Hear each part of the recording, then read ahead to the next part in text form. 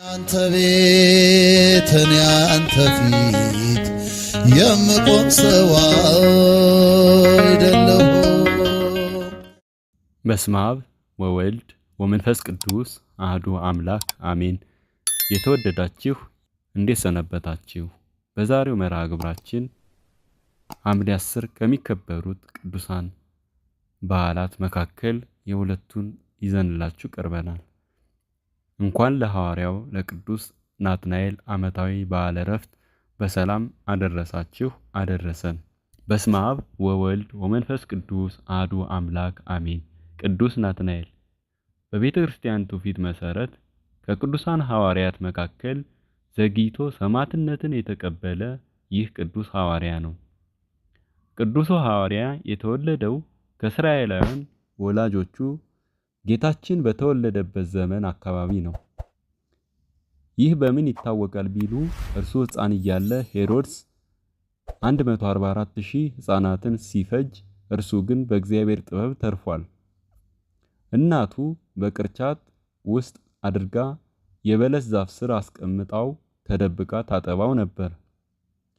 ለሐዋርያው ወላጆቹ ያወጡለት ስም ስምዖን ሲሆን ጌታችን ኢየሱስ ክርስቶስ ደግሞ ናትናኤል ብሎታል። በባልንጀሮቹ ሐዋርያት ደግሞ በቃና ዘገሊላ አካባቢ ስላደገ የቃናው ስምዖን፣ አንዳንዴም ደግሞ ቀናተኛው ስምዖን ይሉት ነበር። ምሁረ ኦሪት ነበርና ዘወትር ለሕግ ይቀና ነበር። በገሊላ ቃና ሰርግ የደገሰው ዶኪማስ የቅዱስ ናትናኤል ያጎት ልጅ ነው። ጌታና ደቀ መዛሙርቱን ዶኪማስ የጠራበት አንዱ ምክንያትም ይሄው ነው።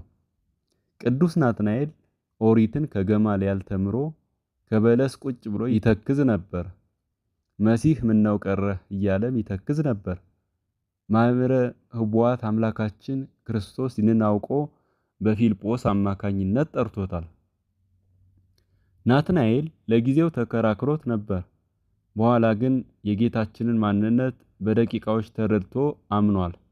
ጌታችንም ክዳት፣ ሽንገላ በልቡ ውስጥ የሌለበት ንጹሕ እስራኤላዊ ሲል አመስግኖታል። ሐዋርያው ቅዱስ ናትናኤል ከጌታችን እግር ስር ምስጢረ መንግሥተ ሰማያትን ተምሮ በጸጋ መንፈስ ቅዱስም ሰክሮ ብዙ አሕዛብን ከጨለማ ወይም ደግሞ ከጣዖት አምልኮ ወደ ብርሃን ወይም ደግሞ አሚነ ክርስቶስ መልሷል። እጅግ ብዙ መከራንም ተቀብሏል። የጌታችን ወንድም የተባለ ቅዱስ ያዕቆብ በአይሁድ ከተገደለ በኋላም ቅዱስ ናትናኤል የኢየሩሳሌም ሁለተኛ ኤጲስቆጶስ ሆኖ አገልግሏል። ከአይሁድም ዘንድ ብዙ መከራ ደርሶበታል። በመጨረሻም በዚህች ዕለት በሰማዕትነት አርፏል። በገድለ ሐዋርያት ላይ እንደተጠቀሰው ቅዱሱ ሰማዕት የሆነው በ150 ዓመቱ ነው። ያ ማለት ደግሞ ከሐዋርያት አባቶች በመጨረሻ ያረፈው እርሱ መሆኑን ያመለክታል። የሐዋርያው የቅዱስ ናትናኤል ረድኤት በረከቱ ይደርብን። አባ ብስንዳ። ዳግመኛም በዚች ቀን አባ ብስንዳ ይታሰባል። አባ ብስንዳ በዘመነ ጻድቃን ምድረ ግብጽ ውስጥ ከነበሩ ታላላቅ አበው አንዱ ነው። ቅዱሱን ከገድሉ ጽናት የተነሳ መላእክት በእጅጉ ይወዱት ነበር። እኔ ልሸከምህ እያሉ ይሻሙበት ነበር። በተራ በተራም ተሸክመውት ይውሉ ነበር። እርሱም ለበርካታ ዓመታት ውሃ የሞላበት ጉድጓድ ውስጥ ገብቶ ይጸልይ ነበር።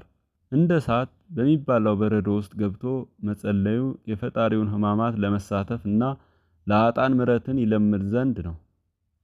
ሁሌም በ9 ሰዓት መላእክት ተሰብስበው ይመጡና በብርሃን ሰረገላ ይሸከሙታል። ከመሬትም 9 ክንድ ከፍ ያደርጉት ነበር። ከብዙ ዓመታት ተጋድሎ በኋላም በዚች ቀን አርፎ ወደ ፈጣሪው ሂዷል። እግዚአብሔር በቅዱስ ናትናኤል ምርጃ ሀገራችንን ከጥፋት ሕዝቦቿንም ከመቅሰፍት ይሰውርልን። ከሐዋርያውና ከጻድቁ አባ ብስንዳ በረከትም አይለየን። ሐምሌ 10 ቀን የሚከበሩ የቅዱሳን በዓላት፣ አንደኛ ቅዱስ ናትናኤል ሐዋርያ ወይም ደግሞ ቀናተኛው ስምዖን፣ ሁለተኛ ታላቁ አባ ብስንዳ ጻድቅ፣ ሶስተኛ አባ ከላዲያኖስ ሊቀ ጳጳሳት ናቸው። ወርሃዊ በዓላት ደግሞ አንደኛ ታላቁ ቅዱስ ቆስጠንጢኖስ፣ ሁለተኛ ቅዱስ ኒቆላዎስ ዘሀገረ ሜራ፣ ሶስተኛ አቡነ መልካ ክርስቶስ፣ አራተኛ ቅዱስ ያዕቆብ ሐዋርያ ወይም ደግሞ ወልደ እልፊዩስ፣ አምስተኛ ቅድስት እሌኒ ንግሥት፣ ስድስተኛ ቅዱስ ዕፀ መስቀል ወርሃዊ በዓላት ሲሆኑ ጌታ ኢየሱስ ክርስቶስ ናትናኤልን ወደ እርሱ ሲመጣ አይቶ ስለ እርሱ ተንኮል የሌለበት በእውነት የእስራኤል ሰው እነሆ አለ። ናትናኤልም ከወዴት ታውቀኛለህ አለው። ጌታ ኢየሱስም መልሶ ፊልጶስ ሳይጠራ ከበለስ በታች ሳለህ አየሁህ አለው። ናትናኤልም መልሶ መምህር ሆይ አንተ የእግዚአብሔር ልጅ ነህ፣ አንተ የእስራኤል ንጉሥ ነህ አለው። የዮሐንስ ወንጌል ምዕራፍ 1 ከቁጥር 48 እስከ 51። ወስብሐት ለእግዚአብሔር ወለወላዲቱ ድንግል ወለመስቀሉ ክቡር። ይቆየን።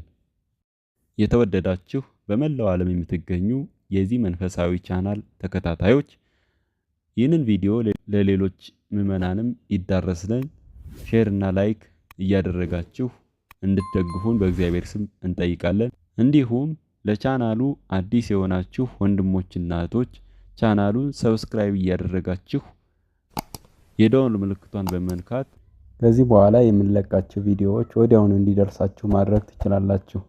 አብራችሁን ስለነበራችሁ ሁላችሁንም ከልብ እናመሰግናለን።